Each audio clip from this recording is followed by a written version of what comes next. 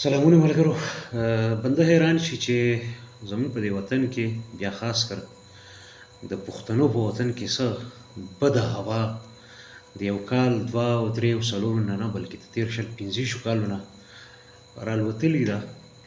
خلک وژل کېږي، فایرینګ کېږي، څوک سیند وړي، کله قدرتي عذابونه، کله مین میډ کلمیټیز. د چارسدې یو مشهور ټیک ټاکر محمد شایان خان په نوم باندې چې په آنلاین نړۍ کې په برید خان باندې پیژندل کېده.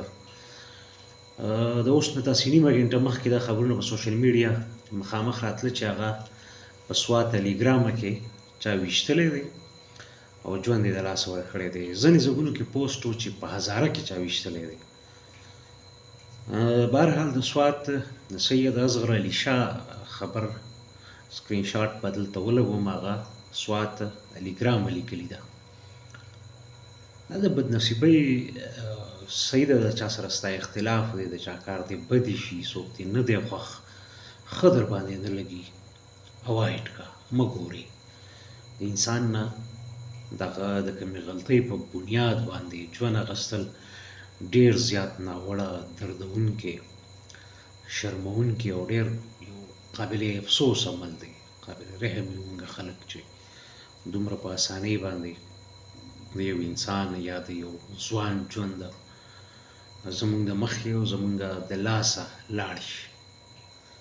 یو ملګري راته دا هم ولیکل چې په خلکو به یې بدماشیانې کولې، چیلنجونه به یې ورکول. نو غلطیانې انسانانو کې وي، انسانان کمزوري وي، د خوی خصلت د رویې مسلې وي، خو اټ ډزنټ مین چې زه دې هغه خدای مکه ووجنم یا دې د هغه په مرګ باندې خوشحاله شم یا دې د هغه مرګ جسټیفای شي.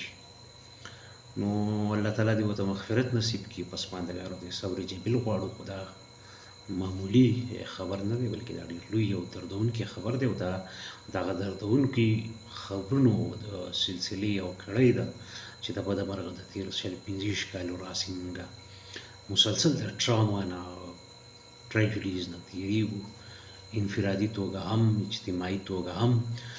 بدمرغه موږ په دې معامله کې د مذمت نه سیوا، د غندنې نه سیوا، د افسوس نه سیوا، د دعا نه سیوا، د تعزیت نه سیوا څه کولی هم نشو. صرف او صرف دا دعا کولی شو چې پروردګاره دغه څه چې وشو شوي دي او په دې خاوره کې نور خلکو ته ښه ژوند ور نصیب کړي، ښه راتلونکی ور نصیب کړي، خپل فطري عمر ور نصیب کړي. شایان خان یا محمد شایان خان چې د برید خان په نوم باندې پیژندل کېده، دوه قسمه خبرې دي. یو ځای کې مې پوسټ وکړه چې چېرته هزاره منشن کړي وه چا. بهرحال دغه صحافي یا خبریال حواله مې درکړه. ما هغه پوسټ کې لاندې د هغې عکس هم لګولی دی. هغه سوات ټلیګرامه کابل چېرته چا وژلی دی، تعلق یې بنیادي توګه باندې د چارسدې سره و. نو یو ځل بیا چې مولای الامین دې د خاورو سره وبخي او پسماندګان دې ته دې خدای صبر جمیل ورکړي، او بله دا چې خدای دې وکړي چې دا په دې خاوره باندې د ټوپک د لاسه اخري وجه نه وي. دا زموږ د ټولو خواهش او دعا ده او پکار هم ده.